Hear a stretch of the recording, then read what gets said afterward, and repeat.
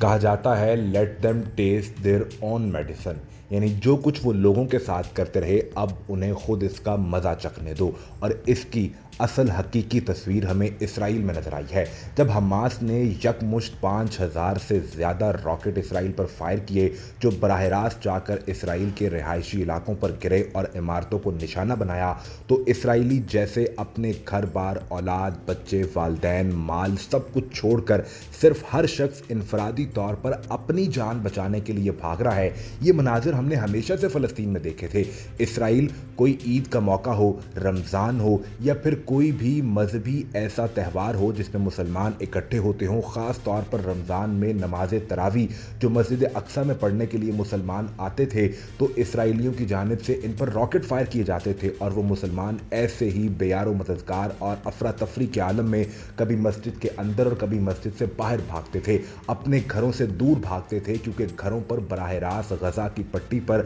Rocket fire کیے جاتے تھے۔ جو کچھ یہ پہلے کرتے رہے آج وہی کچھ ان کے ساتھ ہو رہا ہے۔ اسرائیل ہمیشہ اپنی جارحیت کی جسٹیفیکیشن دنیا کے سامنے رکھتا رہا۔ 4، 5، 10، 15 فلسطینی روز کی بنیاد پر مارے جا رہے تھے۔ اس وقت یہ مغربی دنیا خاموش ہوئی بیٹھی تھی، کوئی بات کرنے کو تیار نہیں تھا۔ فلسطینی بار بار یہ بتلاتے تھے کہ ہمیں مجبور نہ کیا جائے، ہمیں مجبور نہ کیا جائے، لیکن یہ مغربی دنیا تو اندھی تھی۔ آج وہی سب ان کے ساتھ ہوا تو انہیں یہ یاد آ گیا کہ جنگ میں آپ کو معصوم بچوں پر، خواتین پر اور بوڑھوں پر حملہ نہیں کرنا چاہیے۔ سوال یہ پیدا ہوتا ہے کہ جن فلسطینیوں نے، جن معصوم بچوں نے مسجد میں نماز تراویح پڑھنے کی وجہ سے اپنی جانوں کے نذرانے پیش کیے، ان کا حساب کون دے گا؟ سوشل میڈیا پر اس وقت وہ ویڈیو مناظر وائرل ہو چکے ہیں جہاں یہ اپنے بیچز پر، جہاں یہ ننگے پڑے ہوئے تھے، جب وہاں پر راکٹ حملہ ہوا تو سب کچھ چھوڑ کر بھاگ گئے۔ نہ ماں کو اپنا بیٹا یاد تھا، نہ باپ کو اپنی بیٹی کی پرواہ تھی،